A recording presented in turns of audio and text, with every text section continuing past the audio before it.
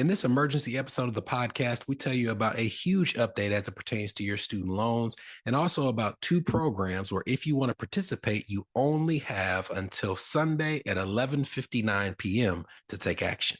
Let's get started. Are your student loan payments or loan balances a major obstacle in your financial life? Then tune in and let's escape student loan debt. Hello, my name is Brenton Harrison. I hope you all are having a good week. Depending on the platform in which you listen to us, you are likely familiar with us from the New Money, New Problems podcast, or as you are aware, we have a podcast that's unrelated to our work as financial advisors called the Escape Student Loan Debt podcast. We operate those two podcasts separately, but there have been periods where something happens that's important to both audiences, and in those instances, we decide to post the same episode on both platforms. That is the case this week, as there was a huge update when it comes to federal student loans, particularly the SAVE plan, the Saving on a Valuable Education plan. And I wanted to make sure that both audiences were aware of those updates, how it impacted you if you are a federal student loan borrower, and also connected to two important programs whose eligibility expires at 11:59 on Sunday, basically saying that July 1st is the day by which, if you haven't taken action, you have lost your opportunity to do so. So what are these updates? If you keep up with student loan news, you may already be aware of this, but if you do not, and you depend on us to do that, then this week there were two courts in Missouri and Kansas who blocked different parts of the SAVE plan. So I want to walk through the elements of the SAVE plan in general in terms of how it was intended to be structured. I'll tell you the change that was about to take place on July 1st and tell you what they blocked from going into action. The Save on a Valuable Education plan replaced the revised pay-as-you-earn plan, and both of them are just different versions of an income-driven repayment plan. We've gone over this 1,000 times, but just in case this is your first episode, income-driven repayment plans are plans for federal student loan borrowers where instead of paying what's needed to pay off your loan in full within a given period of time, they ask you to pay a percentage of something called your discretionary income each year, 5%, 10%, 15% towards your student loans. And as long as you pay that percentage for a set period of time, which has been as short as 10 years, but could also be as long as 25 years, at the end of that period, if you have any remaining balances on your student loans, that balance is forgiven in full.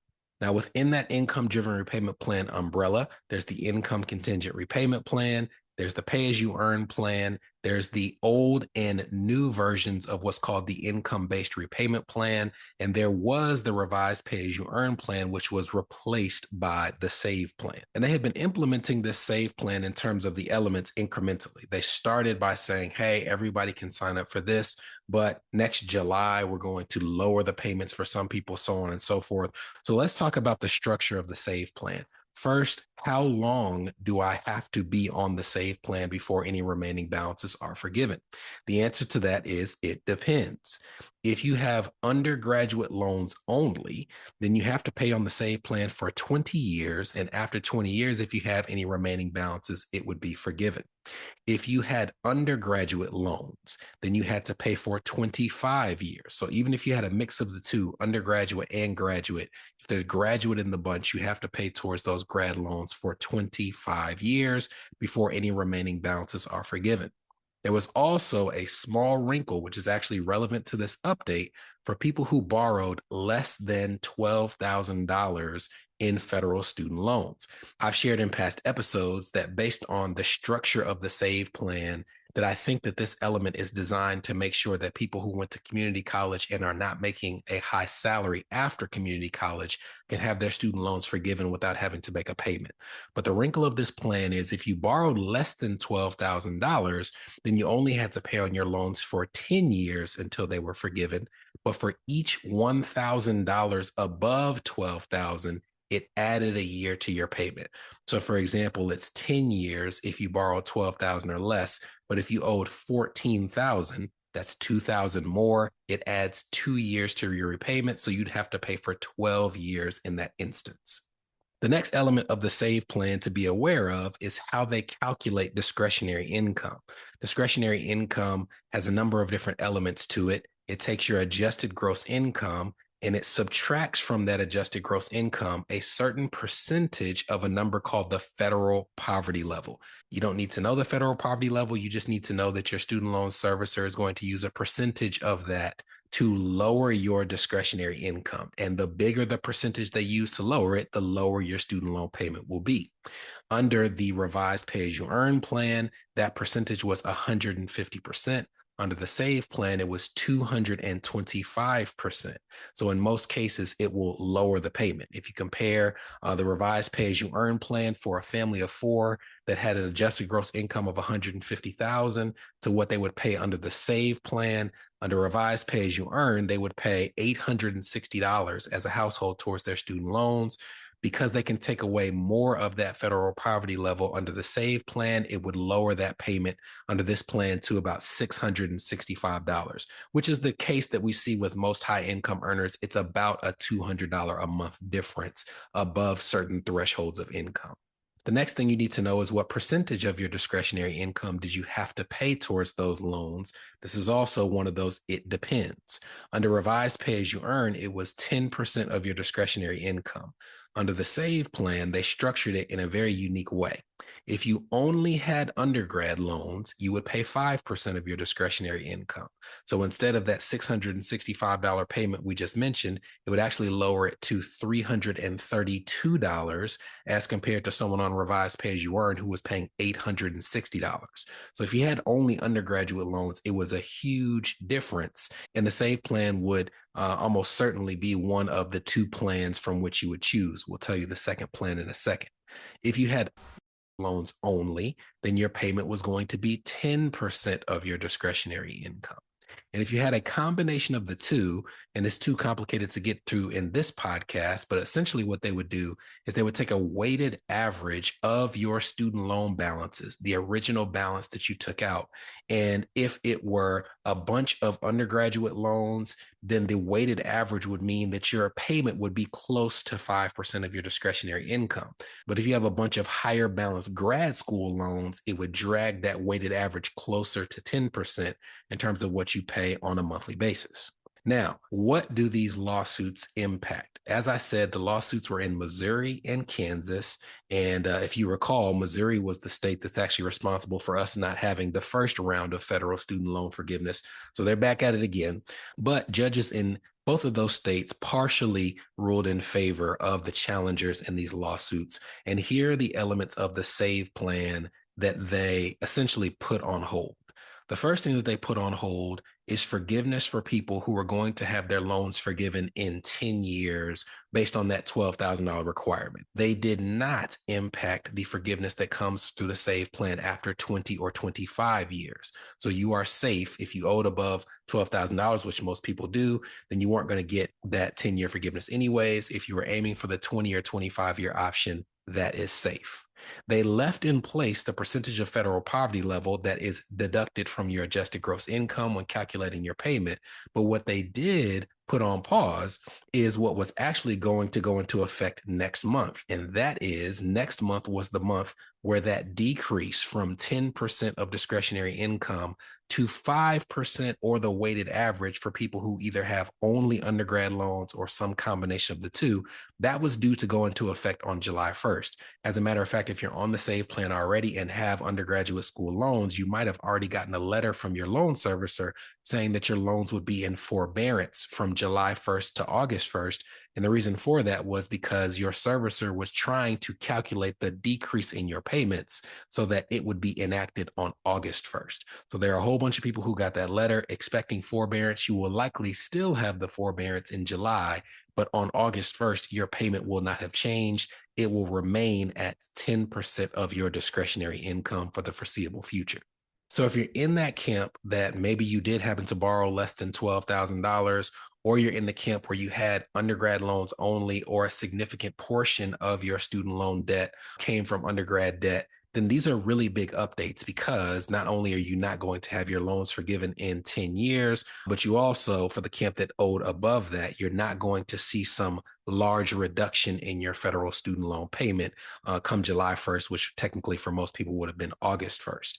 After the break, I'm going to tell you if this means that you need to like run for the hills or run to another income driven repayment plan, whether you can stay put. But I'm also going to connect this update to two huge programs whose eligibility runs out on June 30th to make sure that you all understand what you are getting yourself into if you've decided to make yourself eligible, or what you are losing out on by not taking action between now and Sunday. That's coming up after the break.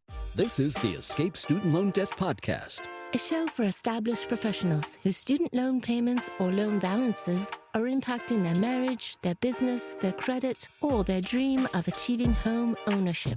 We'll be right back.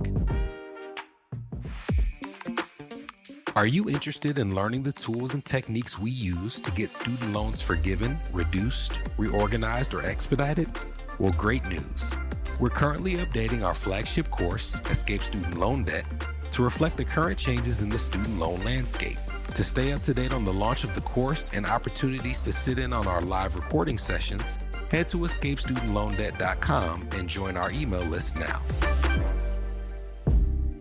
You're listening to the Escape Student Loan Debt Podcast. Subscribe now at escapestudentloandebt.com. Welcome back.